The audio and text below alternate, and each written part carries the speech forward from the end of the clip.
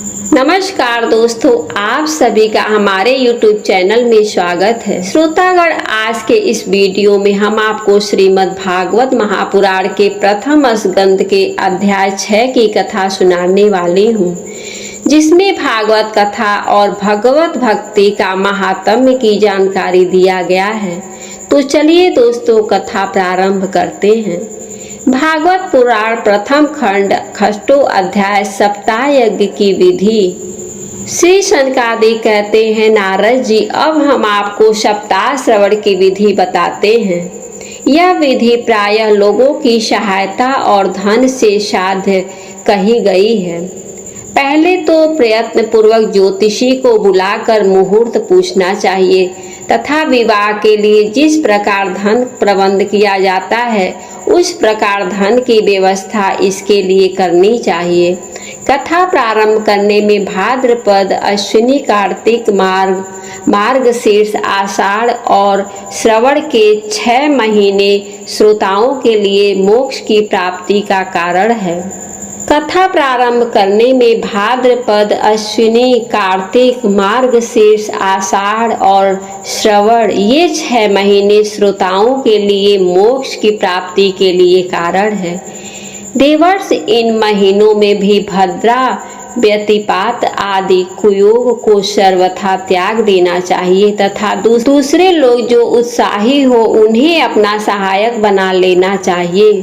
फिर प्रयत्न करके देश देशांतरों में यह संवाद भेजना चाहिए कि यहाँ कथा होगी, सब लोगों को सब परिवार पधारना चाहिए। जो स्त्री और शूद्रादि भागवत कथा एवं सर्व कीर्तन से दूर पड़ गए हैं उनको भी सूचना हो जाए, ऐसा प्रबंध करना चाहिए।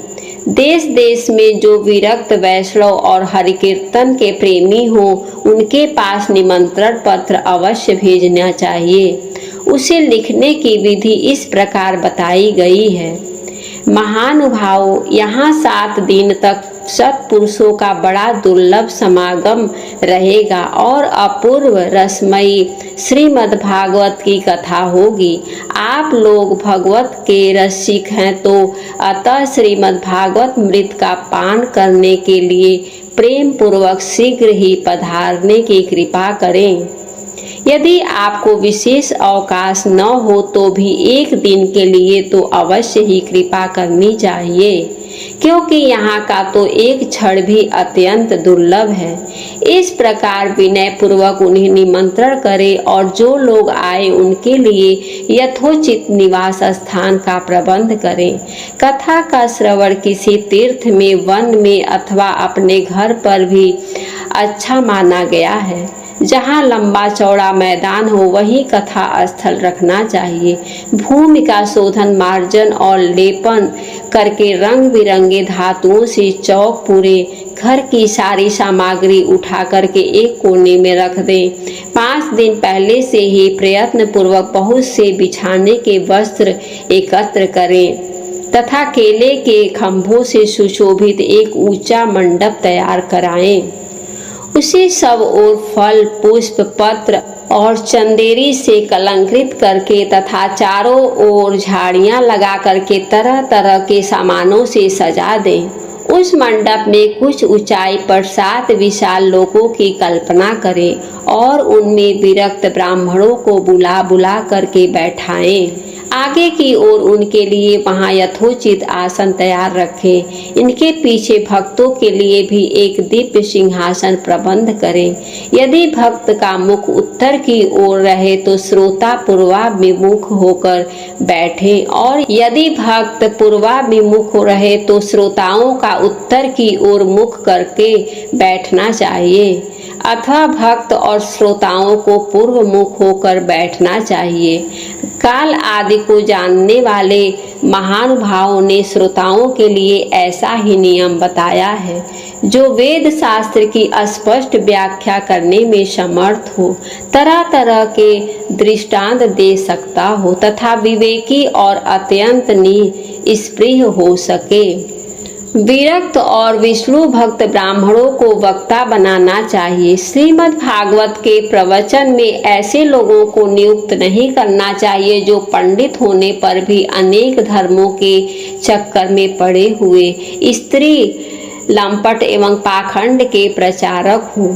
वक्ता के पास ही उसकी सहायता के लिए एक वैसा ही विद्वान और स्थापित करना चाहिए, वह भी सब प्रकार के संयमों की निवृत्ति करने में समर्थ और लोगों को समझाने में कुशल हो तथा अरुणोदय के समय शौच से निवृत्त होकर के अच्छी तरह से स्नान करके और संध्यादि अपने नित्य कर्मों को संक्षेप से समाप्त करके कथा के विघ्नों की निवृत्ति के लिए गणेश जी की पूजन करें।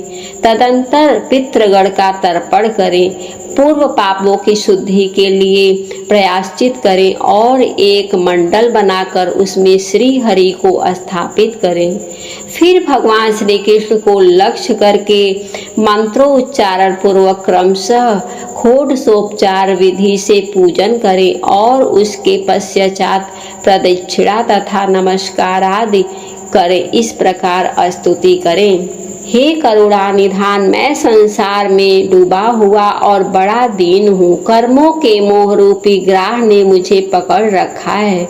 आप इस संसार सागर से मेरा उद्धार कीजिए।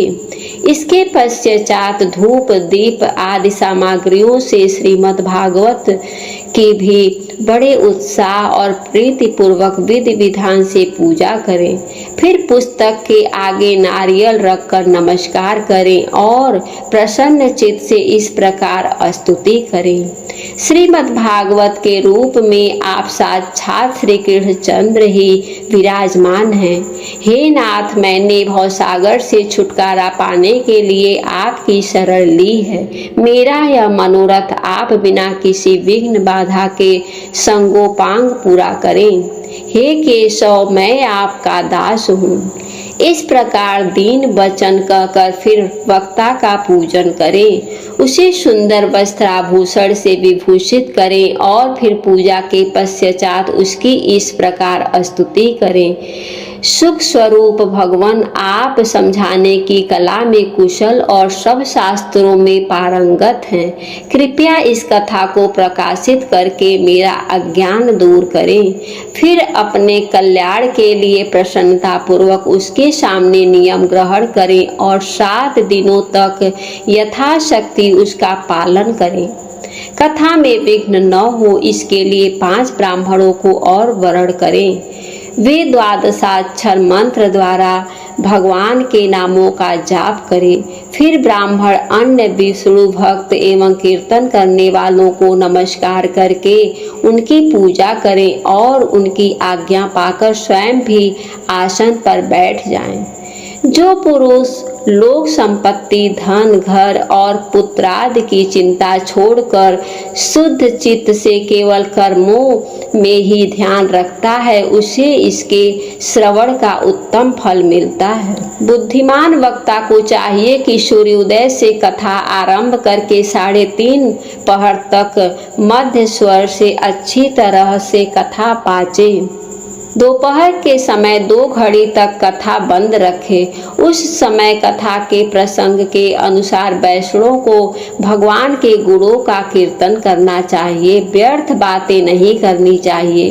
कथा के समय मल मूत्र के वेग को काबू में रखने के लिए अल्प आहार सुखकारी होता है, इसलिए श्रोता केवल एक ही समय हरिस्यात्र भोजन करें। यदि शक्ति हो तो 7 दिन निराहार रहकर कथा सुने अथवा केवल घी या दूध पीकर सुख पूर्वक श्रवण करें अथवा फलाहार या एक समय ही भोजन करें। जिससे जैसा नियम सुविधे से सध सके उसी को कथा श्रवण के लिए ग्रहण करें। मैं तो उपवास की उपेक्षा भोजन करना अच्छा समझता हूँ, यदि वह कथा श्रवण में सहायक हो। यदि उपवास से श्रवण में बाधा पहुँचती हो तो वह किसी काम का नहीं। नारद जी, नियम से सप्ताह सुनने वाले पुरुषों के नियम सुनिए। विष्णु भक्त की दीक्षा से रहित पुरुष जो कथा श्रवण की अधिकारी नहीं हैं, पुरुष नियम से कथा सुने, उसे ब्रह्मचर्य से रहना, भूमि पर सोना और नित्य प्रति कथा समाप्त होने पर पत्तल में भोजन करना चाहिए। दाल, मधु, तेल, गरिष्ठ अन्न, भाव दूषित पदार्थ और बासी अन्न, इनका उसे सर्वदा ही त्याग करना चाहिए। काम, क्रोध, मद, मान, मत्सर, लोभ, दंभ, मोह और द्वेष तो अपने पास भी नहीं फटकने देना चाहिए। वह वेद, वैष्णव, ब्राह्मण, गुरु, गो सेवक तथा स्त्री, राजा और महापुरुषों की निंदा से बचें। नियम से कथा सुनने वाले पुरुष को रसज्ज्वला स्त्री, अत्यंत मैलेच्छ, पतित, गायत्रीहीन, द्विज, ब्राह्मणों से द्वेष करने वाले तथा वेद को न मानने वाले पुरुषों से बात नहीं करनी चाहिए। सर्वदा सत्य, शौच, दया, मौन, सरलता, विनय और उदारता का बर्ताव करना चाहिए। धनहीन, क्षय रोगी, किसी अन्य रोग से पीड़ित, भाग्यहीन, पापी, पुत्रहीन और मुमुक्ष भी यह कथा श्रवण करे। जिस स्त्री का रजोदर्शन रुक गया हो, जिसके एक ही संतान होकर रह गया हो, जो बाँझ हो, जिसकी संतान होकर मर जाता हो अथवा जिसका गर्भ गिर जाता हो, वह प्रयत्न पूर्वक इस कथा को सुने। ये सब यदि विधिवत कथा सुने तो इन्हें अच्छे फल की प्राप्ति हो सकती है। यह अति उत्तम दिव्य कथा करोड़ों यज्ञों का फल देने वाला है। इस प्रकार इस व्रत की विधियों का पालन करके फिर उद्यापन करें। जिन्हें इसके विशेष फल की इच्छा हो, वे जन्माष्टमी व्रत के समान ही इस कथा व्रत का उद्यापन करें। किंतु जो भगवान के अंकिंचन भक्त हैं, उनके लिए उद्यापन का कोई आग्रह नहीं है। वे श्रवण से ही पवित्र हैं, क्योंकि वे तो निष्काम भगवत भक्त हैं। इस प्रकार जब सप्ताह यज्ञ समाप्त हो जाए, तब श्रोताओं को अत्यंत भक्ति पूर्वक पुस्तक और वक्ता की पूजा करनी चाहिए। फिर वक्ता श्रोताओं को प्रसाद, तुलसी और प्रसादी मालाएं दें तथा सब लोग मृदंग और झांझ की मनोहर ध्वनि से सुंदर कीर्तन करें। जय जयकार, नमस्कार और शंख ध्वनि का घोष कराएं तथा ब्राह्मण और पाचकों को धन और अन्न दें। श्रोता विरक्त हो तो कर्म की शांति के लिए दूसरे दिन गीता पाठ करें। गृहस्थ हो तो हवन करें। उस हवन में 10 मस्कंद का एक एक श्लोक पढ़कर विधि पूर्वक खीर, मधु, घृत, तिल और अन्नादि सामग्रियों से आहुति दें अथवा एकाग्रचित से गायत्री मंत्र का द्वारा हवन करें, क्योंकि तत्स्वतः यह महापुराण गायत्री स्वरूप ही है। होम करने की शक्ति न हो तो उसका फल प्राप्त करने के लिए ब्राह्मणों को हवन सामग्री दान करें तथा नाना प्रकार की त्रुटियों को दूर करने के लिए और विधि से फिर जो न्यूनाधिकता रह गई हो, उसके दोषों को शांति के लिए विष्णु सहस्त्र नाम का पाठ करें। उसके दोषों की शांति के लिए विष्णु सहस्त्र नाम का पाठ करें। उसमें सभी कर्म सफल हो जाते हैं, क्योंकि कोई भी कर्म इससे बढ़कर नहीं है। फिर 12 ब्राह्मणों को खीर और मधु आदि उत्तम उत्तम पदार्थ खिलाएं तथा व्रत की पूर्ति के लिए गौ और स्वर्ण का दान करें। सामर्थ्य हो तो 3 तोले सोने का एक सिंहासन बनवाएं। उस पर सुंदर अक्षरों में लिखी हुई श्रीमद् भागवत की पोथी रख कर उसकी आवाहनादि विविध उपचारों से पूजा करें और आचार्य को उस आभूषण एवं गंधादि से पूजन करके दक्षिणा के सहित समर्पण कर दें। यूँ करने से सब बुद्धिमान दाता जन्म मरण के बंधनों से मुक्त हो जाता है। यह सप्ताह पारायण की विधि सब पापों की निवृत्ति करने वाली है। इसका इस प्रकार ठीक ठीक पालन करने से यह मंगलमय भागवत पुराण और अभीष्ट फल प्रदान करता है तथा अर्थ, धर्म, काम और मोक्ष चारों की प्राप्ति का साधन हो जाता है। इसमें संदेह नहीं है। शनकादि कहते हैं, नारद जी, इस प्रकार तुम्हें यह सप्ताह श्रवण की विधि हमने पूरी सुना दी। अब और क्या सुनना चाहते हो? इस श्रीमद् भागवत से भोग और मोक्ष दोनों ही हाथ लग जाते हैं। सुत जी कहते हैं, शौनक जी, यूं कहकर महामुनि सनकादिक ने 1 सप्ताह तक विधि पूर्वक इस सर्व पापनाशिनी, परम पवित्र तथा भोग और मोक्ष प्रदान करने वाली भागवत कथा का प्रवचन किया। सब प्राणियों ने नियम पूर्वक इसे श्रवण किया। इसके पश्चात उन्होंने विधि पूर्वक भगवान पुरुषोत्तम की स्तुति की। कथा के अंत में ज्ञान, वैराग्य और भक्ति को बड़ी पुष्टि मिली और वे दोनों एकदम तरुण होकर सब जीवों का चित्त अपनी ओर आकर्षित करने लगे। अपना मनोरथ पूरा होने से नारद जी को भी बड़ा प्रसन्नता हुई। उनके सारे शरीर में रोमांच हो गया और वे परमानंद से पूर्ण हो गए। इस प्रकार कथा श्रवण कर भगवान के प्यारे नारद जी हाथ जोड़ करके प्रेम गदगद वाणी से सनकादिक से कहने लगे। नारद जी ने कहा, मैं धन्य हूँ, आप लोगों के करुणा करके मुझे बड़ा ही अनुग्रहित किया है। आज मुझे सर्व पापहारी भगवान श्री हरि की प्राप्ति हो गई है। तपोधनों में श्रीमद् भागवत श्रवण को ही सब धर्मों से श्रेष्ठ मानता हूँ, क्योंकि जिसके श्रवण से बैकुंठ विहारी श्री कृष्ण की प्राप्ति होती है। सुत जी कहते हैं, शौनक जी, वैष्णव श्रेष्ठ नारद जी यो कह ही रहे थे कि वहां घूमते फिरते योगेश्वर सुखदेव जी आ गए। कथा समाप्त होते ही व्यास नंदन सुखदेव जी वहां पधारे। 16 वर्ष की सी आयु आत्मलाभ से पूर्ण ज्ञानी रूपी महासागर का संवर्धन करने के लिए चंद्रमा के समान वे प्रेम से धीरे धीरे श्रीमद् भागवत कथा का पाठ कर रहे थे। परम तेजस्वी सुखदेव जी को देखकर सारे सभासद झटपट खड़े हो गए और उन्हें एक ऊंचे आसन पर बैठाया। फिर देवर्षि नारद ने उनका प्रेम पूर्वक पूजन किया। उन्होंने सुख पूर्वक बैठकर कहा, आप लोग मेरी निर्मल वाणी सुनिए। श्री सुखदेव जी बोले, रसिक एवं भावुक जन, यह श्रीमद् भागवत वेद रूप कल्प वृक्ष का परिपक्व फल है। श्री सुखदेव रूप सुख के मुख का संयोग होने से अमृत से परिपूर्ण है। यह रस ही रस है, इसमें न छिलका है न गुठली है। यह इस लोक में सुलभ है। जब तक शरीर में चेतना रहे तब तक आप लोग बार बार इसका पान करें। महामुनि व्यास देव ने श्रीमद् भागवत महापुराण की रचना की है। इसमें निष्कपट निष्काम परम धर्म का निरूपण है। इसमें शुद्धांतकरण सत्पुरुषों के जानने योग्य कल्याणकारी वास्तविक वस्तु का वर्णन है, जिससे तीनों तापों की शांति होती है। इसका आश्रय लेने पर दूसरे शास्त्र अथवा साधन की आवश्यकता नहीं रहती।